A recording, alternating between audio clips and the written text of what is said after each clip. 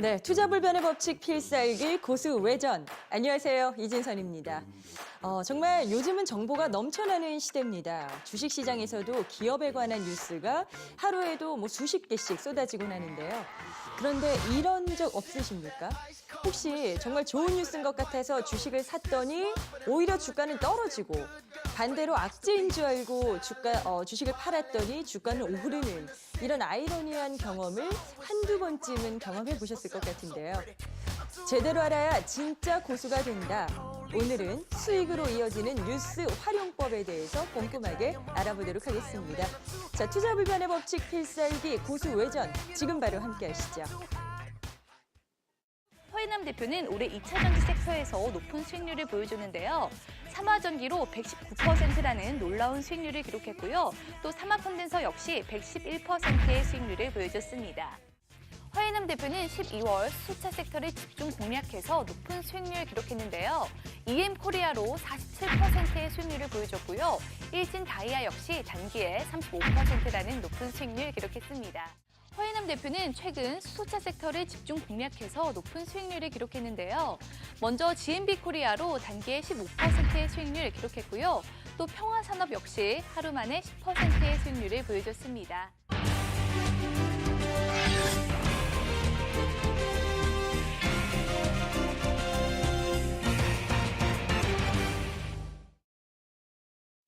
네, 투자의 기본기를 착실하게 다져보셔야죠. 파이브스타의 허혜남 대표 함께합니다. 어서 오세요. 네, 안녕하세요. 네, 안녕하세요. 자, 오늘은 또 어떤 고수의 비법, 필살기를 저희가 좀 익혀보게 될까요? 네, 좀 개인 투자자분들은 주식이라든가 좀 금융시장에 대해서 좀 잘못된 시각이라든가 또 오류를 범할 수가 있습니다. 어떤 정보라든가 지식이 좀 적기 때문에 그런 건데요. 네네. 특히 실적이라든가 어떤 악재라든가 호재 이런 뉴스에 민감하게 반응합니다. 언론에서 노출된 뉴스에 기민하게 반응하는데요. 이런 것들이 어떤 점들이 좀 잘못됐는지에 대해서 네. 좀 유형별로 좀 자세하게 좀 같이 공부하는 시간을 갖도록 하겠습니다. 오늘은 정말 말씀드린 대로 뉴스와 주가의 그 상관관계랄까요? 이 부분에 대해서 저희가 알아볼 건데 소문에 사서 뉴스에 팔아라 이런 건 우리 시청자님들도 많이 들어보셨을 겁니다. 문제는요. 개인은 정보에 대해서 이렇게 뭔가 노출이 좀 덜 돼 있는 느낌이에요. 다 알고 있는 소식만 접하는 경우가 많거든요. 네, 가장 중요한 거는 이제 호재든 악재든 그 현재 주가에 좀 반영됐는지의 여부가 중요한 건데 이제 일반 투자자, 개인 투자자분들은 일반의 지식이 없기 때문에 뉴스가 바로 그 새로운 정보로 인식한다는 거죠. 그래서 네. 호재든 악재든에 따라서 주가는 확인이 되면 상승도 멈추고 네. 그리고 또 하락도 멈추는 건데 개인 투자들은 좀 잘못된 시간으로 접근을 해서 오늘 유형별로 좀 체계적인 접근이 필요하겠습니다. 말 그대로 좋은 뉴스, 나쁜 뉴스 이거에 대해서 이제 하나하나 비법을 알려주실 건데 자, 봤을 때 상식적으로 저도 그래요. 좋은 소식이 나오면 당연히 주가가 뛸 것이고 부정적인 악재가 나오면 주가는 떨어지겠지. 이렇게 그냥 단편적으로 저희가 생각을 하거든요. 뉴스와 주가의 상관관계는 어떻게 이해하는 게 좋을까요? 네, 지금 말씀 주신 대로 실적이 좋거나 또는 주가가 상승하고 반대로 또 악재면 주가가 하락하는 이런 단편적인 인과관계는 없습니다. 비례관계는 없고 앞서 말씀드린 대로 현재 주가에 반영됐는지의 여부가 중요한 건데요. 항상 주가라는 것은 뉴스도 마찬가지고 재료라도 마찬가지고 모멘텀이나 실적 여러 필요 조건들의 합이 현재 주가에 반영되기 때문에 네, 좋은 뉴스가 바로 주가 상승에 기인한다는 이런 오류는 범하시면 안 되겠습니다. 자, 이제 많은 궁금증들이 생기실 겁니다. 그래서 뉴스를 대체 어떻게 보라는 건가? 지금부터 함께 하시면 되겠고요. 고수의 팁을 하나하나 공개할 건데 허인남 대표가 어떻게 뉴스를 활용하는지 그 비법 얻어가시길 바랍니다. 먼저 부정적인 뉴스죠. 악재에 대해서 어떻게 대응하는 것이 필요할까? 이 부분에 대해서 고수의 팁 확인해 보실까요?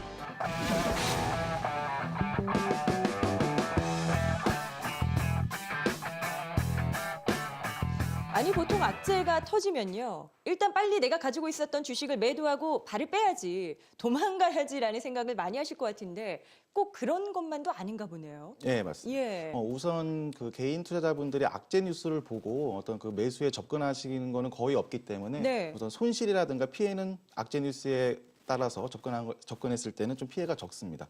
하지만 악재 뉴스라든가 이런 것들이 나왔을 때 항상 주가가 하락되지 않는 경우가 있기 때문에 여기도 같이 한번 좀 접근할 필요가 있겠습니다. 네. 그래서 좀 비율을 들어보면 좋겠는데 항상 비유요? 네, 시험을 저희가 이제 못 봤을 때 성적표가 나오기 전까지는 마음은 또 불편하고 네. 또 몇 대를 맞을까 또 시나리오도 네, 또 생각하면서 마음이 맞아요. 불편하지만 정작 또 성적표를 받고 나면 속이 시원합니다. 오히려. 네, 불확실성이 좋은 해소되기 건가요? 때문에 네. 아. 마찬가지로 주가도 악재에 의해서 현재 충분히 현재 주가에 반영이 되었다면 오히려 예상치 수준 또 예상된 수준으로 어떤 실적이라든가 이런 것들이 나왔을 때는 오히려 하락은 멈추고 반등이 시작되는 그런 흐름을 보일 수가 있습니다. 불확실성을 털어내면서 네, 맞습니다. 그렇게 반등을 보일 수도 있다. 지금 성적표를 예로 들어주셨는데 그 전에는 마음이 불안불안하죠. 그러다가 다 공개되고 나면 그래 어차피 이렇게 된 거라는 네. 그런 불확실성 해소를 말씀하셨습니다. 자, 뉴스가 악재성 부정적인 재료더라도 발표 후에 주가가 올라갈 수도 있다라는 그런 말씀이신 건데 실제로 이런 경우가 있었을까요? 네, 최근에 대표적인 예로 이제 삼성전자와 SK 하이닉스를 들 수가 있는데요. 네. 삼성전자 같은 경우에는 이제 4분기 실적이 거의 어닝 쇼크 수준으로 나왔습니다. 아. 네, 삼성전자 같은 경우에는 이제 4분기 영업이익이 직전 분기보다 약 39% 감소를 했고, 그리고 또 매출도 약 10% 감소한 59조 원이 나왔습니다. 하지만 이렇게 4분기 실적이 발표된 후에 오히려 주가는 상승하게 됐는데요. 네. 작년 10월부터 12월 어떤 글로벌 시장 전체의 급락 구간에 의해서 한 번 또 이미 영향을 받았었고 그리고 또 IT 업종 업황 둔화에 대한 이미 또 기반영이 되었기 때문에 예상된 수준으로 실적이 나왔습니다. 예상 수준으로? 네, 예상된 수준으로 실적이 나왔기 때문에 안 좋더라도 예상된 수준으로 나왔기 때문에 그때부터는 오히려 확인이 됐고 12월부터 그렇게 나갔던 외인들의 어떤 매도세도 네. 진정이 되면서 오히려 연초 1월부터는 외국인 매수세가 지속되면서 시장의 반등을 이끌었습니다. 불확실성이 해소되니까 수급이 또 반대로 예상과는 저희가 익히 알던 것과는 다르게도 움직일 수 있는 거네요. 네, 저희 개인 투자자분들이 같이 이 한 문장은 기억하실 필요가 있겠습니다. 어떤 걸까요? 주가는 하락이든 상승이든 확인이 되면 멈추는 겁니다. 확인이 되면 멈춘다. 네, 상승도 아. 상승도 예를 들어서 매출 30%의 어떤 그 상승의 기대대로 상승을 했다면 정말 공시가 30% 상승이 나왔다면 그때부터는 다시 조정이 들어가는 거고 반대로 삼성전자 같은 경우처럼 하락이 예상된 수준으로 나왔다면 오히려 확인이 되었기 때문에 그때부터는 하락이 멈추고 다시 한번 반등이 시작되는 네. 앞으로의 어떤 그러니까 앞으로의 항보에 따라서 움직이는 그런 결과가 도출되고 있습니다. 삼성전자 그리고 SK 하이닉스도 앞서서 말씀하셨는데 이건 네. 어떤 경우였을까요? 뭐 똑같은 유형이었습니다. 삼성전자도 마찬가지고 SK 하이닉스도 이제 4분기 실적이 거의 어닝 쇼크 수준으로 나왔습니다. 하지만 역시 삼성전자와 똑같은 동일하게 이제 확인이 되었기 때문에 오히려 1월부터는 외국인 수급이 강하게 들어왔습니다. 지금도 뭐 1월 말 그리고 2월 초까지 계속 매수세가 지속되고 있는데 역시 하락도 확인이 되었기 때문에 네. 그리고 예상치보다 더한 실적 발표라든가 악 영향이 없었기 때문에 그때부터는 이제 반등이 시작됐다고 볼 수 있겠습니다. 사실 돌발적으로 아무도 시장에서 예상을 못했는데 갑자기 실적이 너무나 안 좋게 나왔다. 그렇다면 충격파가 상당했겠죠. 하지만 어느 정도 이미 예상치가 다 나왔었고 그것이 결과로 확인이 됐다면 이건 더 이상 어떻게 보면 더 이상 아주 안 좋은 악재는 아니다. 이런 생각도 드네요. 네. 자, 지금 두 개의 기업이었죠. 삼성전자와 SK 하이닉스의 실적. 예상치는 안 좋았는데 결과가 나오니까 오히려 수급이 붙더라. 주가가 올라가더라. 이런 케이스를 확인하셨고요. 자, 문제는 주가가 어느 정도까지 떨어져야 이 악재가 반영이 된 거라 할 수 있는가. 여기에 대해서는 전문가가 아니라서 섣불리 판단하기가 어려워요, 대표님. 네, 맞습니다. 저희가 지난 차트를 지금 같이 보면서 접근하기 때문에 상대적으로 좀 쉽게 표현될 수가 있는데 네. 그래서 가장 중요한 것이 메이저의 수급의 변화가 수급의 변화에 집중하는 모습이 필요하겠습니다. 수급의 변화를 봐라. 네, 예를 들어서 4분기 실적이 좀 안 좋게 나오겠다라는 그런 기대감이라든가 또는 우려로 인해서 계속 메이저의 수급이 나갔었지만 오히려 1월부터는 다시 들어왔습니다. 오. 만약에 예를 들어서 어닝 쇼크 수준에 범하는 실적이 발표했을 때 메이저가 계속 매도세에 일관했다면 이거는 바로 다시 다음 하락 구간으로 진입하는 것을 저희가 파악할 수 있겠지만 메이저들도 이제 이 정도면은 이제 충분히 기반영이 되었다. 따라서 이제 지금부터는 이제 반등을 시작하겠다는 거를 매수세로 저희한테 지금 상징적으로 보여주고 있다고 볼 수 있겠습니다. 네.